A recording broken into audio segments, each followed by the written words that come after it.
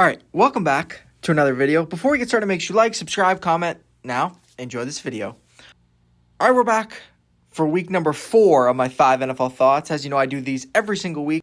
I give you my 5 NFL thoughts from that particular week. Let's get into it. Week number 4, 5 NFL thoughts. Here we go. Thought number 1. I was really impressed with Jackson Dart, who made his first start for the New York Giants. They traded up to get him in the draft. They sat him for 3 games behind Russell Wilson, and this game they finally started him. They should have started him at the beginning of the year. I don't know why they waited, but I was really impressed with how he commanded the offense, how he looked. He was moving well. They could kind of run the full playbook. They did some things that he did in college with the quarterback runs and stuff like that. I thought Daboll had a good game plan. Didn't try to overexpose him, but did some things that he was very comfortable with. And I just was very impressed with how he operated the offense. And I thought the team just had more juice behind him. I thought they could do more with Jackson Dart just because he's a little bit bigger. Obviously, Russell Wilson, really the only thing he's good at this point of his career is just throwing those deep moon balls down the field. Other than that, over the middle of the field, he's not very good. I thought the Giants could start doing some more stuff like that, and they did. Also, Jackson Dart can just make plays that Russell Wilson simply cannot make anymore just because of his age. Jackson Dart evaded a lot of rushers and was able to scramble for a lot of first downs that just Russell Wilson wouldn't be able to do. But I thought Jackson Dart showed people that he could play in this league. Now, I get it. It's one start. Nobody knows what he's going to become. But if you're the Giants, if you're Brian Daboll, you got to be happy. You traded up to draft this guy. You're expecting him to perform. You're expecting him to be good. You're betting a lot on him. Like, Brian Daboll's job is not safe. He needs Jackson Dart to hit. He needs Jackson Dart to perform at a high level so he can save his job. And I thought through the first game of Jackson Dart's career, it was pretty solid. The Giants picked up their first win, and they didn't just beat a bottom team. It's not like they put him in there against a bad football team. They put him in there against the LA Chargers. The LA Chargers defense is one of the better defenses in the NFL, and he did some really good things to beat them. Like, he was calm when they blitzed. He didn't put the ball in harm's way. He didn't turn the football over. Like I said, he scrambled for first downs a lot of the time. He really was good at seeing where rushers were coming from and finding rush lanes to scramble. I thought he was excellent at that.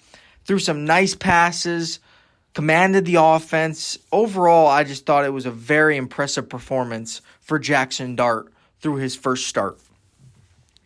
Thought number 2. Even though the Tampa Bay Buccaneers lost, I still think they are a legit threat to win the NFC. Look, they just lost to probably the best team in the NFL in the Philadelphia Eagles. But if you watch that game, they turned the football over twice. Bucky Irving fumbled. Baker Mayfield threw a pick in the red zone.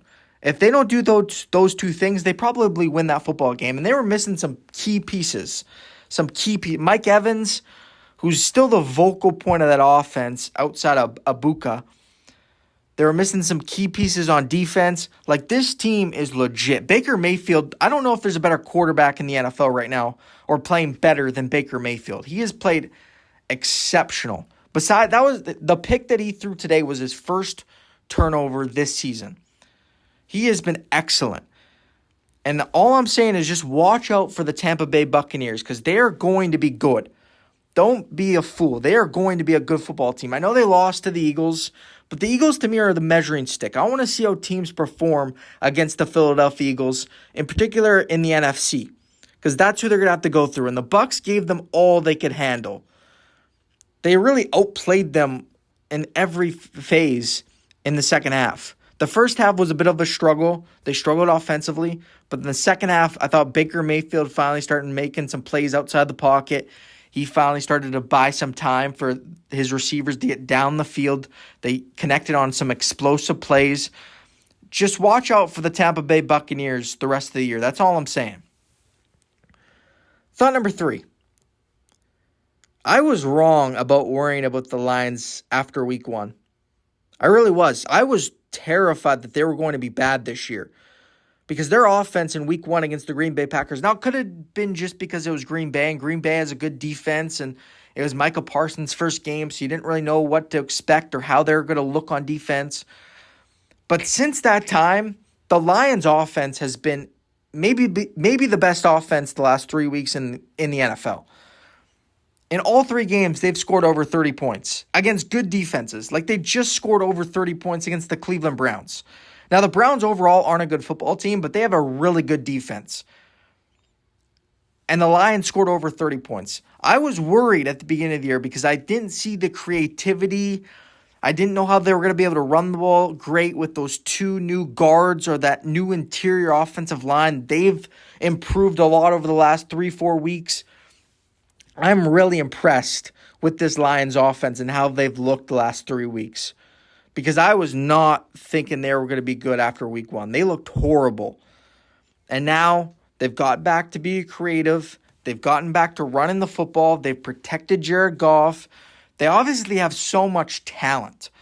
The talent wasn't the issue. It was just getting back to protecting Goff, running the football, because once they can run the football, then they can work the play action and start getting creative with their receivers and stuff like that. And they've done that. And now they've been, like I said, the best offense in the last 3 weeks in the NFL. Thought number 4. The Ravens need to get healthy before you can start judging them. I get it. They're 1-3. If you're a Ravens fan, you're probably panicking, but they have so many injuries right now that I don't even think you can evaluate who they are as a football team. Because I just go back to week 1. In week 1, when they were in Buffalo, and for 3 quarters, they dominated the Buffalo Bills. Like, it looked like they were in a class by themselves against Buffalo in week 1 for 3 quarters. If Derrick Henry doesn't fumble the football, they beat the Buffalo Bills in Buffalo. But since that time, they've had a lot of injuries, in particular on defense. I mean, their defensive line, their linebackers, their secondary, it is all beat up. Like, they have so many people out right now. And now Lamar Jackson might be hurt. Now, I don't expect the Lamar Jackson one to be long-term. I could be wrong about that. I just don't expect it to be long-term. I think it was more precautionary a little bit. But who knows? But like I said, you cannot judge this team until they're healthy. Once they get healthy and we see them all on the field, then we can see if they're a good football team. But I still go back and I still think they're still a good football team in there when they're all healthy. I just go back to the Buffalo game. For 3 quarters, they dominated the Buffalo Bills. But right now, they're not healthy. And they got shredded on Sunday against the Chiefs because they just had nobody out there. They were playing all backups and third strings against one of the better teams probably in the AFC in Kansas City. Like, you're probably going to get shredded and it's not going to look very good. But I think if you're being an optimist about the Baltimore Ravens, which I am because I still believe in the Ravens, you got to wait and see this team when it's fully healthy. Because right now they are not healthy at all. Their defense is totally beat up. So just wait and see what they are when they all come back and they're all healthy. My 5th and final thought here from week number 4. Here it is. Thought number 5. For the first time in a long time, Patrick Mahomes looked like the best player in the world. Now, like I said, I'm not going to totally jump back on the Patrick Mahomes best player in the world bandwagon because, like I said, it was against the Ravens and it was against a lot of the Ravens' backups. But he didn't do that at all last year against any team they played or the year before. Patrick Mahomes has the legacy. But for the past 2 years, he has not been nowhere near the best player in the world. Nowhere near. He's won a lot of football games. But you can't sit up there and be like, oh yeah, he's the best player in the sport. I thought it's been Lamar Jackson, Josh Allen, and that's about it. But for the first time in like 2 years in this game, you could see him because he put up numbers. Like when you're playing backups, you should put up numbers like that. That's what the best player in the world does. They put up numbers like that. They dominate teams like that. And they've played some teams like that the past 2 years, and they have not done that at all. And for the first time, he did that. And I was like, there's the old Patrick Mahomes. There's the guy that shredded teams. It was nice to see. Because some people still call him the best player in the world, but they call it because of his legacy. To me, legacy and best player in the world, two different things. Or who you would take first overall, two different things.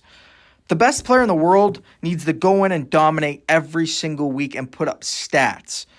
Like, that's to me what the best player in the world is. It's stats, production, dominating teams you're supposed to dominate. And that's what Patrick Mahomes did. And it's the first time I saw that in a long time from Patrick Mahomes. But that's my 5 NFL thoughts. Hopefully you enjoyed this video. Make sure you like, subscribe, comment. Have an awesome day.